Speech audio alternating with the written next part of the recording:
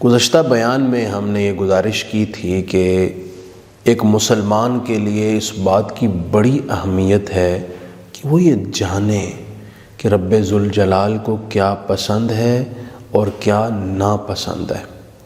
جو اس کو پسند ہے وہ قرآنی آیات ہم نے آپ کو پیش کی تھیں۔ آج ہم وہ آیات پیش کریں گے جس میں اللہ تعالیٰ نے ذکر کیا ہے کہ اس کو کیا ناپسند ہے، تاکہ ہم ان کاموں سے، ان چیزوں سے بچ کر اللہ تعالیٰ کی پسندیدگی والی راہ پر چل سکیں۔ اللہ تعالیٰ نے ارشاد فرمایا ان اللہ لا یرضی عن القوم الفاسقین، بے شک اللہ تعالیٰ نافرمانوں کو پسند نہیں کرتا جو اس کی حکم عدولی کریں، اطاعت نہ کریں، سرکشی کریں، اپنی مرضی سے اپنی راہ کا انتخاب کریں، اس کا حکم کو پامال کرتے ہوئے۔ یا ایھا الذین آمنوا لم تقولون ما لا تفعلون کبر مقتا عند اللہ ان تقولوا ما لا تفعلون، اے ایمان والو وہ کچھ کیوں کہتے ہو جو کرتے نہیں؟ اللہ تعالیٰ کے ہاں یہ بہت ناراضگی والی بات ہے کہ تم وہ کہو جو کرتے نہیں۔ اللہ تعالیٰ کو قول اور فعل کا تضاد پسند نہیں۔ یہ منافقت بھی ہوتی ہے، بعض اوقات جھوٹ بھی ہوتا ہے، بہت ساری قباحتیں ہیں اس میں۔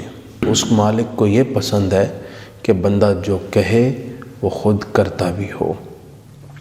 واللہ لا یحب کل کفار اثیم، اللہ کو ناشکرا گناہ گار پسند نہیں۔ اللہ تعالیٰ نے جو نعمتیں دیں، جو احسانات فرمائے، وہ مالک یہ چاہتا ہے کہ بندے اس کے شکر گزار رہیں، اس کی نعمتوں کا احساس کریں۔ جو ناشکری کرے، قدر نہ کرے، وہ اللہ کو پسند نہیں ہے۔ ان اللہ لا یحب المعتدین، بے شک اللہ حد سے بڑھنے والوں کو پسند نہیں کرتا۔ حد سے بڑھنے کا تعلق خواہ حقوق اللہ سے ہو یا حقوق العباد سے ہو، جو بھی حد سے بڑھتا ہے کسی بھی زاویے سے، اللہ کو وہ پسند نہیں ہے۔ اسی طرح جو اللہ تعالیٰ اور اس کے رسول نے ہماری حدود قائم کی ہیں، ان کو تجاوز کرنا، بندے پر ظلم کر کے، دوسروں کے حق پامال کر کے، کسی پر ظلم اور ستم کر کے، یہ حد سے بڑھنا ہے اور اللہ حد سے بڑھنے والوں کو پسند نہیں کرتا۔ واللہ لا یحب المفسدین، اور اللہ فساد کرنے والوں کو بھی پسند نہیں کرتا۔ فساد کیا ہے؟ آسان سے لفظوں میں یہ سمجھ لیجئے، ہر گناہ فساد ہے۔ جب ہر گناہ فساد ہے تو لہٰذا چوری، ڈاکہ، بددیانتی، رشوت، لین دین کے اندر فراڈ، ناجائز قبضہ، کسی کا حق پامال کرنا، تخریب کاری کرنا، ملک و قوم کے مفاد کے خلاف چلنا، یہ سب فساد ہے اور اللہ فساد چاہنے والوں کو پسند نہیں کرتا۔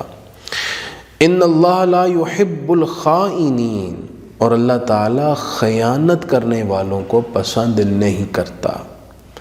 کسی کا حق ذمہ ہے، اس کو ادا نہ کرنا، یہ بھی خیانت ہے۔ کسی نے امانت رکھوائی، اس میں ناجائز تصرف کرنا یا اسے واپس نہ کرنا، ایمانداری کے ساتھ، پوری دیانتداری کے ساتھ واپس نہ لوٹانا، یہ بھی خیانت ہے۔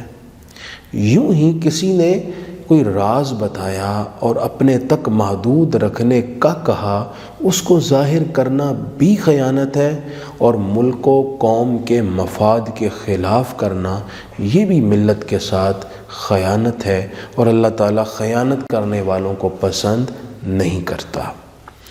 واللہ لا یحب الظالمین، اور اللہ تعالیٰ ظلم کرنے والوں کو پسند نہیں کرتا۔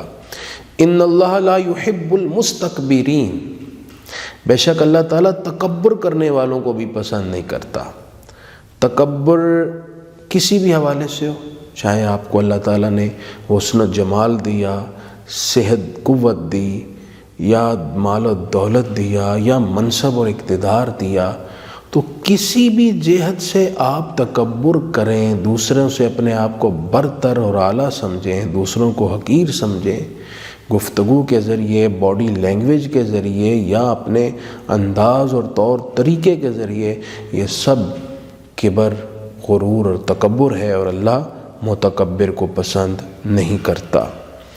لا يحب اللہ الجہر بالسوء الا من ظلم، بے شک اللہ تعالیٰ کسی کے گناہ کو ظاہر کرنا بھی پسند نہیں کرتا، مگر مظلوم کو حق حاصل ہے کہ وہ ظالم کے خلاف آواز اٹھائے۔